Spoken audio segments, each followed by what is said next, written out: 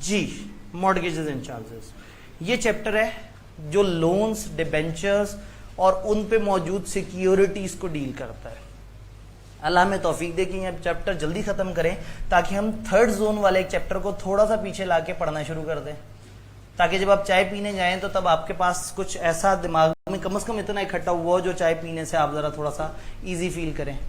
तो इंशाल्लाह ताला अल्लाह हमारे अज़म और इस्तकामत में हमारी मदद करे। आप सब तैयार है ना? क्योंकि आप तैयार नहीं भी होंगे तो मैंने तो कुछ ना कुछ तो पढ़ा ही देना है, लेकिन आप तैयार होंगे तो कम से कम आपके साथ जुल्म थोड़ा सा कम होगा, मतलब आप पसंद से वो चीज देख रहे होंगे। मॉर्गेजेस एंड चार्जेस, सबसे पहले कॉन्सेप्ट आता है कंपनी की बोरविंग का। क्या कंपनी में बोरविंग पावर है या नहीं है? बोरविंग पावर, क्या कंपनी लोन ले सकती है या नहीं? लॉ ने कहा है कि यह हर कंपनी का बुनियादी और पैदाइशी हक है कि वो लोन ले सकती है। यानी कि जब भी कंपनी रजिस्टर हो गई तो लॉ ने उसे कह दिया जा भाई तू कभी भी लोन ले सकती है, शर्माना नहीं है लोन लेते हुए। यानी अगर वो लोन लेने जाए और एक बैंक का दिखाओ तुम्हारे आर्टिकल्स में कहाँ लिखा है कि तुम लोन ले सकते हो, बताओ मेमोरेंडम में कहाँ लिखा है ऑब्जेक्ट? मेमोरेंडम में लिखा है या नहीं? आर्टिकल्स में लिखा है या नहीं? हर कंपनी के पास हमेशा इनहेरेंट बोरविंग पावर है, उसको विरसे में मिली है, जब से वो पैदा हुई है तब से उसके पास ये पावर है कि वो लोन ले सकती है। तो लोन लेने से किसी कंपनी को नहीं रोका जा सकता, ये ध्यान में रखना है। शेयर इशू करने से रोका जा सकता है अगर वो पब्लिक कंपनी और प्राइवेट कंपनी इस तरह से मसला हो, लेकिन लोन लेने से नहीं रोक सकते। एक जगह रोक सकते हैं, अगर उसको कमेंसमेंट ऑफ बिजनेस का सर्टिफिकेट नहीं मिला। कमेंसमेंट ऑफ बिजनेस का सर्टिफिकेट ये कब मिलता है? अब हमने शेयर कैपिटल वाली बातें तो पढ़ ली हैं। जब एक कंपनी आते साथ ही प्रोस्पेक्टस इशू करती है तो फिर उसको जमा कराना पड़ता है रजिस्ट्रार के पास, और अगर प्रोस्पेक्टस इशू ना करे और चल रही हो तो भी रजिस्ट्रार को बताना तो पड़ेगा। फिर आप प्रोस्पेक्टस की जगह एक और डॉक्यूमेंट जमा कराते हैं, statement in lieu of prospectus. Then ये कंपनी जो अभी लॉन्च हुई है, ये इसके जितने भी डायरेक्टर्स हैं उनकी तरफ से कंपनी को पूरे पैसे आ जाने चाहिए। फिर जब इन्होंने प्रोस्पेक्टस इशू किया है तो अवाम की तरफ से इनको मिनिमम सब्सक्रिप्शन मिल जानी चाहिए कि वाकई इतना पैसा जो है उनके पास आ गया है। इनके पास कैश में जितनी चीजें हैं वो इनके पास मौजूद होनी चाहिए जो ये इसको इस्तेमाल कर सकें। कंपनी के बड़ों की तरफ से एक अंडरटेकिंग जमा हो जानी चाहिए कि हाँ भाई हम लोगों ने तमाम रूल्स एंड रेगुलेशंस को फॉलो किया है और हम लोगों ने तमाम फॉर्मेलिटीज कंपनीज एक्ट की फॉलो कर ली शेयर से रिलेटेड। एंड फाइनली अगर कुछ लोगों का पैसा इनके पास पड़ा हुआ था, फर्ज करें प्रोस्पेक्टस में लोगों ने पैसा दिया और उन बेचारों का नाम नहीं निकला, तो वो पैसे वापस। तो इसका मतलब है कि पब्लिक कंपनी और guarantee limited company having share capital, हमने कहा था इनको कमेंसमेंट सर्टिफिकेट चाहिए होगा, तो वो इन्हें कब मिलेगा? जब ये साबित कर देंगे कि डायरेक्टर्स के पैसे पूरे आ गए हैं, मिनिमम सब्सक्रिप्शन आ गई है, प्रोस्पेक्टस या साइलॉप, statement in lieu of prospectus, इन दो में से कोई एक डॉक्यूमेंट उन्होंने जमा करा दिया हो। जब इनका जितने भी लोगों के पैसे वाजिबुल अदा हैं वो वापस हो गए और जब इन्होंने एक लिख के दे दिया हो कि हम लोगों ने सारे रूल्स फॉलो कर लिए हैं, तो उन्हें मिल जाता है कमेंसमेंट का सर्टिफिकेट। ये वो सेक्शन था जो हमने उस टाइम पे स्किप किया था चैप्टर 20 करते हुए, क्योंकि शेयर कैपिटल को पढ़े बगैर ये वाली बातें करें तो थोड़ा सा मुश्किल हो जाती है बात। तो क्या ये बात समझ आ रही है? तो किसी कंपनी को नहीं रोका जा सकता, लेकिन जिसको कमेंसमेंट ऑफ बिजनेस सर्टिफिकेट नहीं मिला हुआ उसको बोरो करने से रोका जा सकता है। अब जिस कंपनी को नहीं रोका जा सकता, क्या उसको खुल्लम खुल्ला इख्तियार है कि जितना मर्जी लोन ले ले? देखिए, लोन लेने से मना नहीं करेंगे आप उसे, लेकिन कंपनी अपने आर्टिकल्स में लिमिट्स डिफाइन कर लेती है। कई दफा वो कह देती है कि इतना लोन लेना होगा तो डायरेक्टर्स अप्रूव करेंगे, इतना बड़ा लोन होगा तो हम मेंबर से पूछेंगे, कभी कभी छोटा मोटा लोन हो तो एम्प्लॉय भी अप्रूव कर देते हैं। तो अगर उन्होंने कुछ लिमिट सेट की हुई हैं, कोई रिस्ट्रिक्ट की हुई है पावर अपने आर्टिकल्स में लिख के कि हम इतनी इतनी पावर्स देंगे, या खुद ही से कह दिए कि हम लोग लोन नहीं लेंगे, तो लॉ ने तो मना नहीं किया, लेकिन कंपनी अगर अपने आप को रोक दे या कंपनी अपने ऊपर कुछ पाबंदियां लगा दे तो फिर उन पाबंदियों का एहतराम करना पड़ेगा। तो हर कंपनी लोन ले सकती है, कितना ले सकती है? जितना उसने लिमिट अपने आर्टिकल्स में डिफाइन की हुई है। अगर उन आर्टिकल्स की लिमिट से निकल के लोन लिया तो ये कहलाती है ultra vires borrowing. Ultra vires का मतलब होता है अथॉरिटी से बाहर निकल के आपने अपनी हुदूद से तजावुज किया। ज्यादा उर्दू हो गई, इधर आते हैं। मॉर्गेज एंड चार्जेस, हमें बोरविंग पावर का पता लग गया। जब बोरविंग पावर का जिक्र आता है तो एक मशहूर लफ्ज फौरन ज़हन में आता है डिबेंचर। डिबेंचर लफ्ज मुश्किल है लेकिन इसका आसान तर्जुमा है किसी भी किस्म का लोन। किसी भी किस्म का लोन। लोन कई तरह का हो सकता है। एक बैंक से बड़ा लोन होता है, टर्म फाइनेंस सर्टिफिकेट, यानी कि बैंक ने 5 साल की मुद्दत का लोन दिया, आपने बैंक से लोन लिया, बैंक ने पैसे दिए और 5 साल बाद आपने उनको पैसा भी वापस करना है और आपने उनको इंटरेस्ट भी वापस करना है। कभी कभी लोन छोटे मोटे तरीके से भी लिया जाता है, और कभी कभी आप जैसे प्रोस्पेक्टस इशू करके लोगों से कहते हैं आओ शेयर्स खरीदो। आप अपने फर्ज करें 2 करोड़ का लोन चाहिए तो आप उसको 10-10 रुपए के 20 लाख सर्टिफिकेट्स में डिवाइड कर देंगे और कहेंगे लो जी हम डिबेंचर इशू करने जा रहे हैं। जब हम डिबेंचर्स की बात करें तो इसमें और शेयर्स में ऑब्वियसली फर्क होता है। शेयर वाले कंपनी के मालिक होते हैं, डिबेंचर वाले कंपनी के मालिक नहीं है। तो जब डिबेंचर्स की हम बात करते हैं तो उसके कुछ फीचर्स होते हैं। हम कहते हैं कोई भी सिक्योरिटी जो डेट की बात कर रही है तो वो डिबेंचर है। पब्लिक कंपनी जो है वो पब्लिक को डिबेंचर इशू कर सकती है और प्राइवेटली भी ले सकती है। प्राइवेटली 2-3 लोगों से लोन ले या जनरल पब्लिक को प्रोस्पेक्टस इशू करके उनसे पैसे पकड़ ले। देन हम कहते हैं कि डिबेंचर पे फिक्स इंटरेस्ट रेट है, डिबेंचर पे वोटिंग पावर नहीं होती। हाँ, कुछ डिबेंचर कन्वर्टेबल होते हैं, वो बाद में शेयर्स में कन्वर्ट हो जाते हैं। ऐसे डिबेंचर पे जब वो कन्वर्ट हो जाए तो वोटिंग पावर मिल जाएगी। इसका मतलब कन्वर्जन से पहले तो उनमें भी वोटिंग पावर नहीं थी। तो डिबेंचर्स के कुछ मोटे मोटे से फीचर्स हैं जो हम नॉर्मली देख रहे होते हैं। डिबेंचर होल्डर्स मेंबर्स की मीटिंग में वोट नहीं कास्ट कर सकते, लेकिन अगर कभी क्रेडिटर्स या लेंडर्स की मीटिंग बुलाएं उसमें वोट कास्ट कर सकते हैं। तो मेन कंपनी में इनके पास वोटिंग पावर नहीं है, लेकिन क्रेडिटर्स की मीटिंग में इनके पास बोलने का हक जरूर है। तो डिबेंचर लोन की किस्म और डिबेंचर के कुछ बेसिक फीचर्स ये हमें याद होने चाहिए। जब हमें डिबेंचर समझ आ जाता है तो फिर कॉन्सेप्ट आता है सिक्योरिटी की किस्में। सिक्योरिटीज की 3 बेसिक किस्में हैं, प्लेज, मॉर्गेज और चार्ज, जो हमारे सिलेबस में है। प्लेज के ऊपर आप एमलो में भी बहुत सारी बातें पढ़ते हैं। प्लेज का मतलब है कोई फिजिकल गुड्स की पोजेशन दे दी गई किसी को। जब आप फिजिकल गुड्स को फिजिकली किसी के पास रखवा देते हैं तो ये कहलाता है प्लेज। कोई ऐसी चीज जो मूवेबल है आपने उठा के उस बंदे को दे दी जिससे आपने पैसे मांगे हैं, उसने आपको पैसे दिए और आपके गुड्स अपने पास प्लेज कर लिए, कब्जे में रख लिए। अगर मैं पैसे नहीं दूंगा तो क्या होगा? वो गुड्स बेच के अपने पैसे रिकवर करके बकाया पैसे दे देगा। ये है प्लेज। लेकिन जब इमूवेबल सिक्योरिटीज की बात आती है, इमूवेबल एसेट्स की बात आती है, तो आप प्लेज नहीं करा सकते। ऑब्वियसली कोई बंदा अपना प्लॉट उठा के तो नहीं बैंक के पास रखवा सकता। वो एक फिजिकल चीज है, वो एक मतलब एक इमूवेबल सी चीज है। तो उस केस में फिर क्या होता है, उसका जो टाइटल डॉक्यूमेंट है वो बैंक के नाम पे चला जाता है। इस फिनोमेना को हम कहते हैं मॉर्गेज। मॉर्गेज में आप इमूवेबल प्रॉपर्टी के राइट्स बैंक के हवाले कर देते हैं, यानी कि बैंक के नाम पे वो डॉक्यूमेंट ट्रांसफर कर देते हैं। और अरेंजमेंट ये होता है कि अगर हमने पैसे दे दिए तो ये डॉक्यूमेंट वापस हमारे नाम पे आ जाएगा। प्लेज में क्या था, पैसे नहीं दिए तो बेच सकते हो। मॉर्गेज में उलट है, पहले उनके नाम पे रखवा दिए और कहा पैसे दे देंगे तो वापस छुड़वा लेंगे, मतलब पैसे दे देंगे तो ये री ट्रांसफर हो जाएगा हमारे नाम पे। ये है मॉर्गेज। चार्ज एक तीसरी कैटेगरी है। उसमें क्या कहते हैं, एसेट आप ही इस्तेमाल करते रहते हैं, ना उनको फिजिकल पोजेशन देते हैं, ना ही उसका टाइटल उनके नाम पे ट्रांसफर करते हैं। हम अगर उनके साथ एक कागज पे अरेंजमेंट कर लेते हैं कि फलाना फलाना एसेट्स पे आपका चार्ज क्रिएट हो गया, अगर हमने आपके पैसे ना दिए तो आप हमारे फलाना फलाना एसेट बेच सकते हैं। तो ये कॉन्सेप्ट कहलाता है चार्ज का। फिजिकल पोजीशन आप ही के पास रहती है, लेकिन एक कागज पे राइट क्रिएट हो जाता है उनके नाम का। तो फॉर एग्जांपल आप कहें हमारे इदारे में इतने करोड़ की इन्वेंट्री पड़ी है, अगर हमने आपके पैसे ना दिए आप हमारी इन्वेंट्री उठा के ले जा सकते हैं। तो इन्वेंट्री हम यूज करते रहेंगे। उस इन्वेंट्री की वैल्यू कभी भी उस लोन से नीचे नहीं गिरनी चाहिए जितनी आपने सिक्योरिटी क्रिएट की है। अब सवाल ये कि चार्ज कितनी तरह का होता है? 2 तरह का चार्ज होता है, फिक्स चार्ज और फ्लोटिंग चार्ज। फिक्स चार्ज में आप डिफाइन कर देते हैं कि फलाना फलाना फलाना एसेट हमारा आपके पास चार्ज हो गया। तो फॉर एग्जांपल मेट्रो वाले जो है वो कहें कि जी अगर हमने आपके पैसे ना दिए तो हमारे पास स्टॉक में पड़ा हुआ वो वाला जनरेटर, वो वाली कंपनी का एसी और वो कंपनी का ये क्यूलेट टीवी जिसके अंदर ये चीजें इस तरह से हों। और दूसरी ऑप्शन कि मेट्रो वाले कहें अगर हमने आपके पैसे ना दिए तो उतनी मालियत का आप हमारा इन्वेंट्री का कोई भी आइटम उठा के ले जा सकते हैं।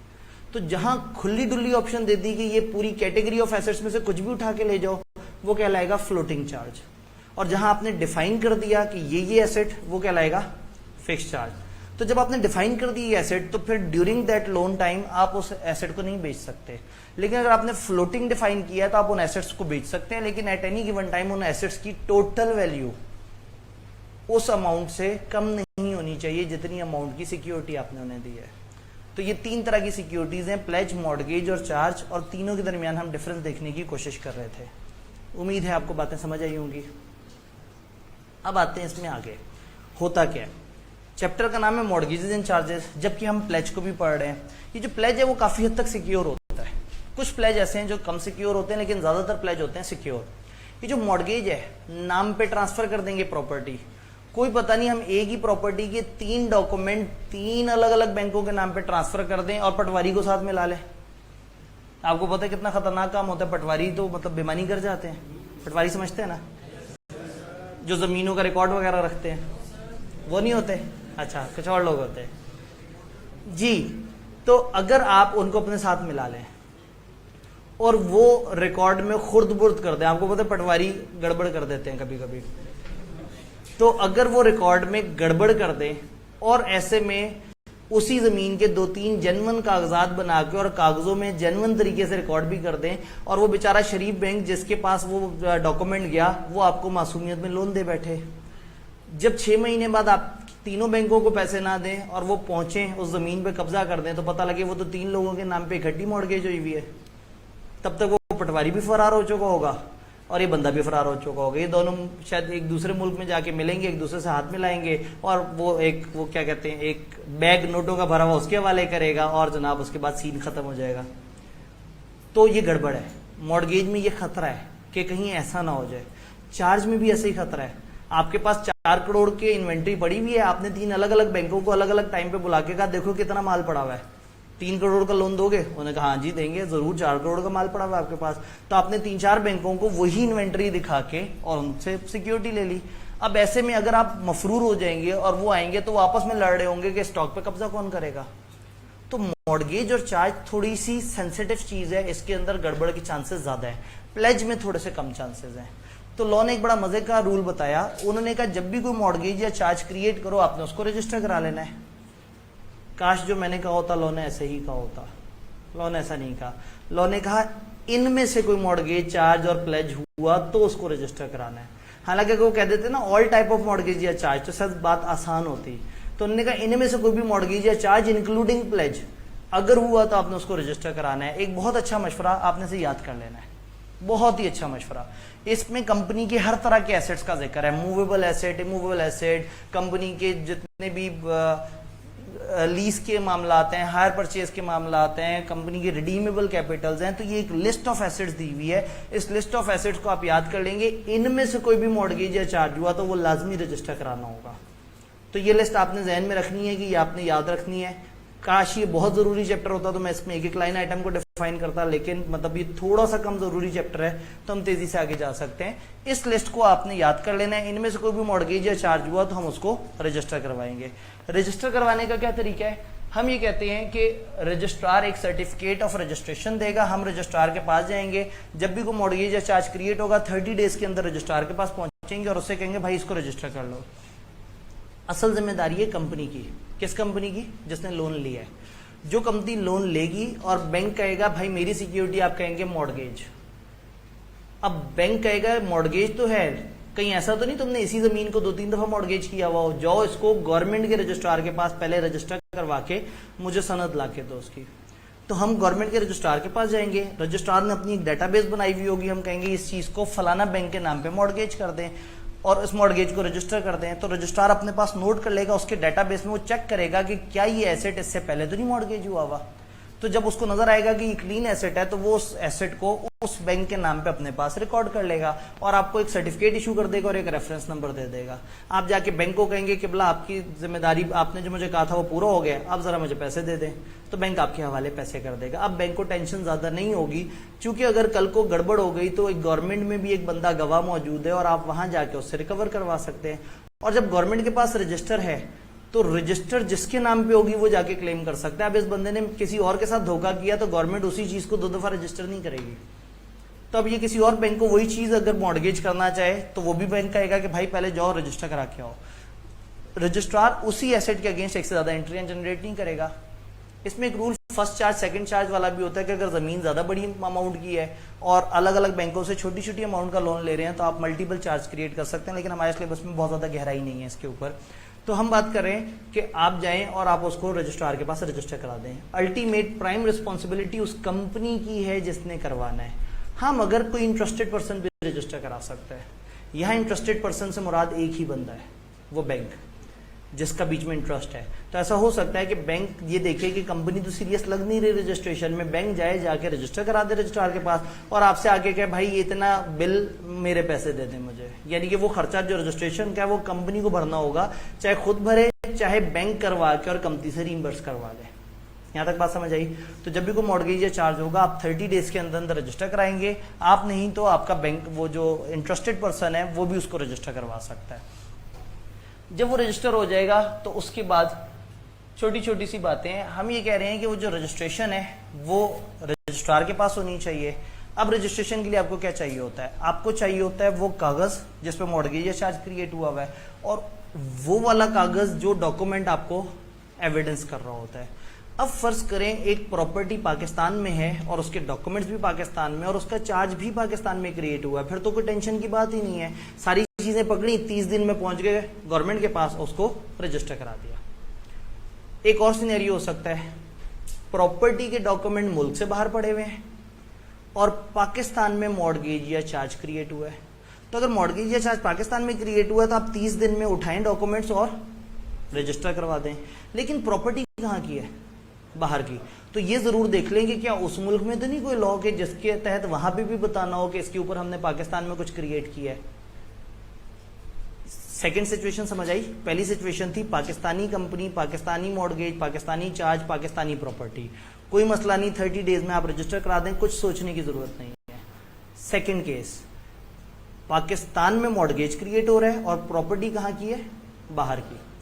तो चूंकि डॉक्यूमेंट्स पाकिस्तान में है, क्रिएट पाकिस्तान में हो रहा है, तो फिर तो आप क्रिएशन के 30 दिन में रजिस्टर करवा दें। लेकिन चूंकि प्रॉपर्टी बाहर की है तो एक दफा ये जरूर कंफर्म कर लें कि क्या बाहर भी उसकी रजिस्ट्रेशन की कोई जरूरत है या नहीं है। सिनेरियो 3, प्रॉपर्टी भी बाहर है, चार्ज भी मुल्क से बाहर क्रिएट हुआ है। अब मुल्क से जो बाहर क्रिएट हुआ है चार्ज, वो दूसरे मुल्क में तो रजिस्टर होना ही होना है, लेकिन पाकिस्तान में भी रजिस्टर होना है क्योंकि लोन पाकिस्तान में है। तो फिर क्या होगा? आप चार्ज मॉर्गेज के डॉक्यूमेंट्स पाकिस्तान मंगवाएंगे। जितने नॉर्मल तरीके से जितने दिन वो ऑर्डिनरी टाइम लेता है उतने दिन का इंतजार करने के बाद 30 डेज के अंदर अंदर रजिस्टर हो जाना चाहिए। अगर आपका श्रीलंका में प्रॉपर्टी पड़ी है और श्रीलंका से पाकिस्तान में 10 दिन से आम डाक पहुंच जाती है, तो जिस दिन श्रीलंका में वो मॉर्गेज या चार्ज क्रिएट हुआ है 10 दिन के बाद से 30 दिनों का काउंटर शुरू हो जाएगा। चाहे आपने 7वें दिन पहुंचा दिया, चाहे 27वें दिन पहुंचा दिया, गिनती इस डेट से शुरू नहीं होगी कि वो डॉक्यूमेंट्स कब आए, इस डेट से शुरू आएगी कि वो डॉक्यूमेंट अगर भेजे जाते तो कब तक पहुंच सकते थे। इसके लिए थोड़े से औखे से अल्फाज हैं। Date on which instrument or copy could in due course of post and if dispatch with due diligence have been received in Pakistan. वो डेट जिसपे वो इंस्ट्रूमेंट या कॉपी अगर नॉर्मल तरीके से ऑर्डिनरी समझदारी से भेजी गई होती तो कब तक पहुंच सकती थी। तो जिस दिन क्रिएट हुआ है, अगर आपको पता है कि 10 दिन में नॉर्मली चीजें पहुंच जाती हैं, तो अब उन्होंने देरी की है या जल्दी की है इररिलेवेंट है। जिस दिन क्रिएट हुआ है 10 दिन का इंतजार करेंगे और वहां से 30 दिन का काउंटर शुरू हो जाएगा। जब 30 दिन पूरे होंगे उस डेट के, जो एस्टिमेटेड डेट है, तो फिर कंपनी के ऊपर जुर्माना पड़ जाएगा या कंपनी को वो सारे नुकसान भरने पड़ेंगे जो मॉर्गेज या चार्ज रजिस्टर कराने से नहीं जो उन्हें पड़ते हैं। तो ये छोटे छोटे से मामलात हैं। फिर इसी तरह से अगर मॉर्गेज या चार्ज पे कोई मॉडिफिकेशन है या कुछ और है तो भी वो आपने रजिस्ट्रार को बता देना है कि ये मॉर्गेज या चार्ज पे अब ये चीज चेंज हुई है, तो काइंडली आप अपने पास ये भी नोट कर लें। डन।